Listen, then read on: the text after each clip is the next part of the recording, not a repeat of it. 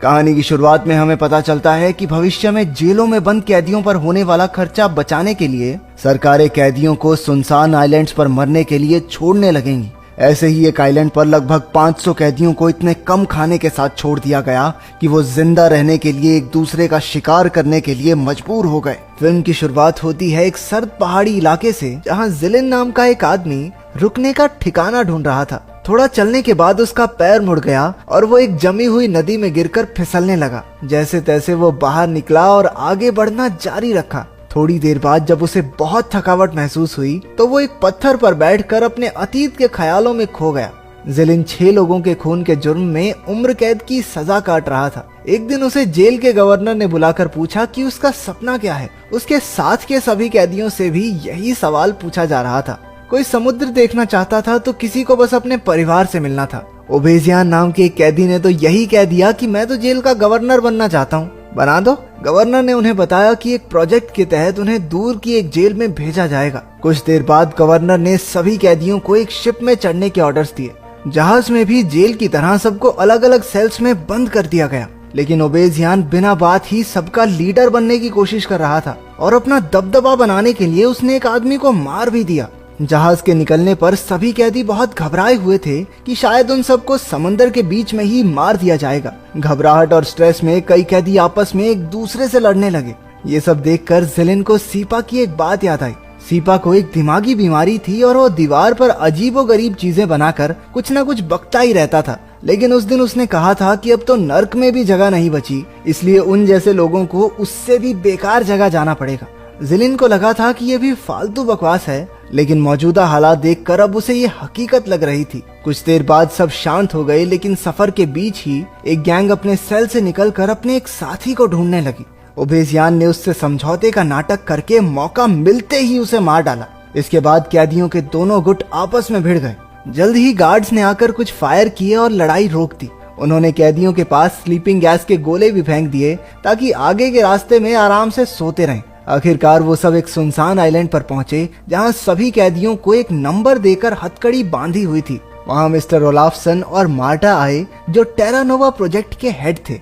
क्योंकि दुनिया के ज्यादातर देशों ने अब फांसी की सजा को बंद कर दिया था, तो अब कैदियों को रखने के लिए जगह कम पड़ रही थी। इसीलिए रशिया की सरकार ने टेरानोवा प्रोजेक्ट की शुरुआत की है। अब से वो जेल में नहीं होंगे, लेकिन उनके गुलाम बनकर रहेंगे।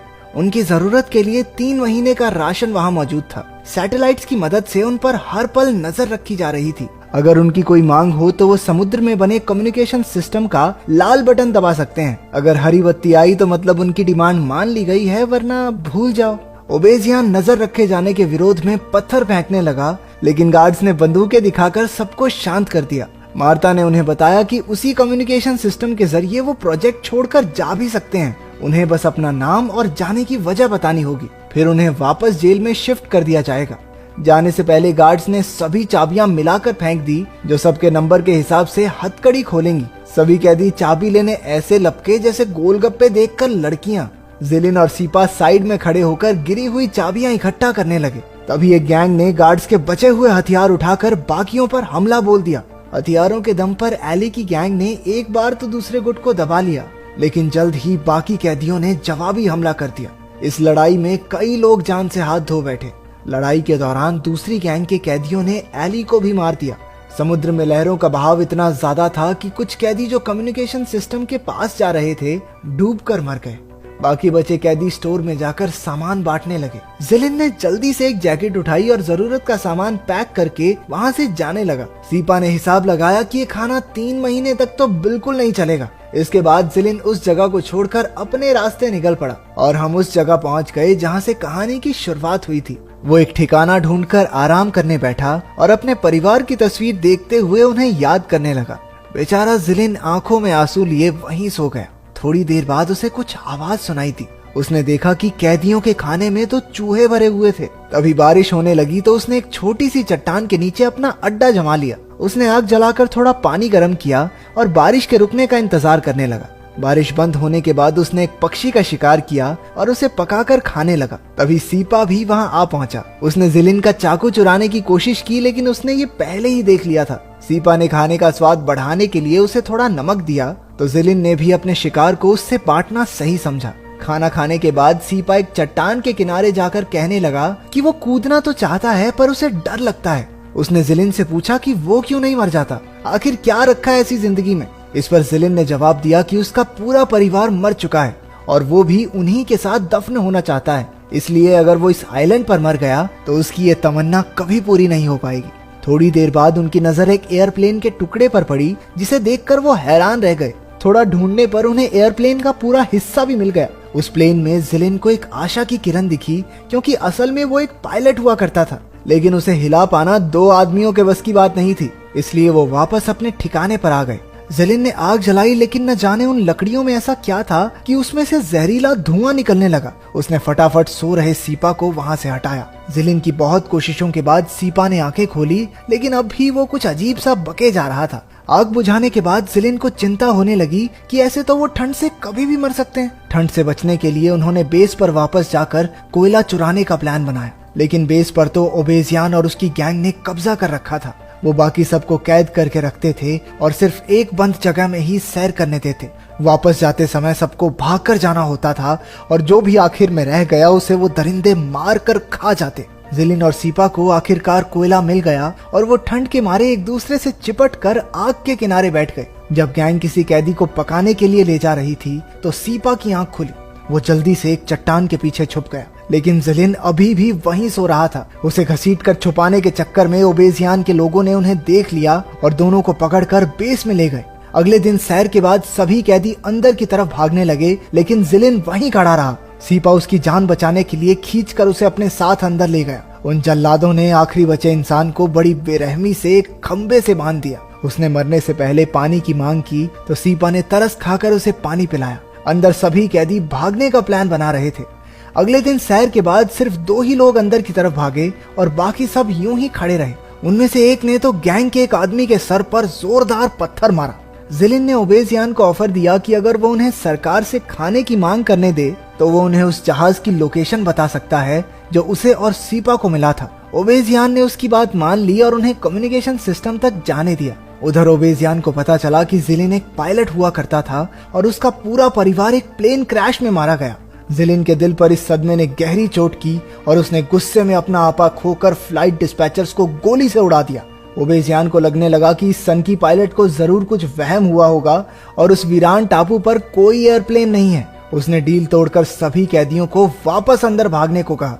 उधर समुद्र में जिलिन और उसके साथी कम्युनिकेशन सिस्टम तक पहुंच गए, लेकिन वो टूटा हुआ था। उन्होंने वापस जाकर ओबेजियान से कहा कि रिक्वेस्ट पहुंचा दी गई है और खाना कुछ ही दिनों में आ जाएगा, लेकिन ओबेजियान उनकी बात नहीं माना क्योंकि हरी बत्ती तो आई ही नहीं थी। टोलिया ने उसे एक बार फिर प्लेन का लालच दिया, लेकिन उसे उस पर भी विश्वास नहीं था। वो लोग समझ गए थे कि ओबेजियान उनकी बात नहीं सुनेगा, तो मौका देखकर टोलिया ने उसकी गर्दन में चाकू घुसा दिया। उनके पूरे ग्रुप ने मिलकर बाकी की गैंग को भी खत्म कर दिया। ग्रुप ने जिलिन से पूछा कि आगे का क्या प्लान है।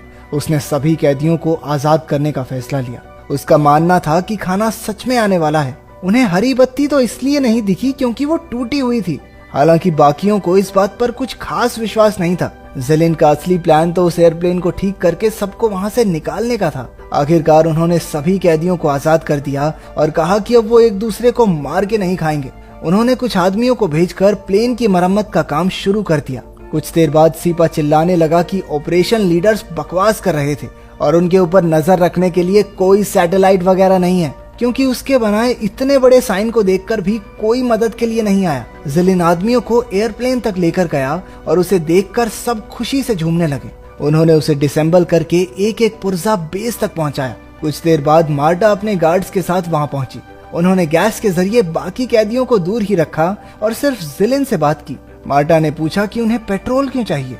जिलिन ने बहाना लगाते हुए कहा पावर जनरेटर्स के लिए, जबकि असलियत में उन्हें प्लेन उड़ाने के लिए फ्यूल की जरूरत थी। उनकी बातचीत के दौरान जिलिन समझ गया कि इन्होंने उन पर नजर रखने के लिए कोई थर्मल सैटेलाइट नहीं लगा रखी, क्योंकि वो नहीं जानते थे कि टापू पर कितने कैदी जिंदा हैं। उसने उन्हें बताया कि कई कैदी बीमार हैं, लेकिन कोई भी प्रोजेक्ट छोड़कर वापस जेल नहीं जाना चाहता। उनसे जरूरत का सामान लेकर उनके जाने के बाद जिलिन ने जल्दी से प्लेन में फ्यूल डालकर देखा। खुशकिस्मती से वो काम कर रहा था। कुछ ही देर में मार्टा ने आइलैंड पर अमेरिकन कैदियों को गार्ड्स बनाकर भेज दिया। जिलिन ने उनके लीडर से हाथ मिलाने की कोशिश की, लेकिन उसने बिना बात जिलिन पर हमला कर दिया। दोनों तरफ के कैदियों में जोरदार लड़ाई शुरू हो गई। जैसे तैसे सीपा जिलिन को बचाकर दूसरी तरफ ले आया। जिलिन के ग्रुप ने मिलकर अमेरिकन कैदियों के लीडर को मार गिराया। चारों ओर भयंकर मार काट होने लगी। प्रोजेक्ट के हेड्स ने इस पर नजर रखी हुई थी। जब उन्हें लगा कि 40% से ज्यादा कैदी मर चुके हैं, तो उन्होंने कोड नेकेड आइलैंड लागू कर दिया।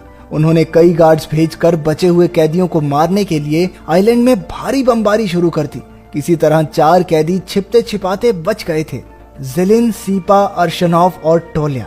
उन्होंने मिलकर प्लेन बाहर निकाला, लेकिन चढ़ने से पहले ही सीपा उन्हें अलविदा कहकर चट्टानों से कूदने चला गया। अब उसे किसी चीज से डर नहीं लगता था। बाकी 3 प्लेन में बैठे और जिलिन उसे उड़ाने में कामयाब भी हो गया। तभी गार्ड्स ने जोरदार गोलीबारी शुरू कर दी। जिलिन ने बचने की काफी कोशिश की, लेकिन बदकिस्मती से उसके दोनों साथी इस फायरिंग में मारे गए। सिर्फ जिलिन अकेला अपनी जान बचाकर उस आइलैंड से निकल पाया।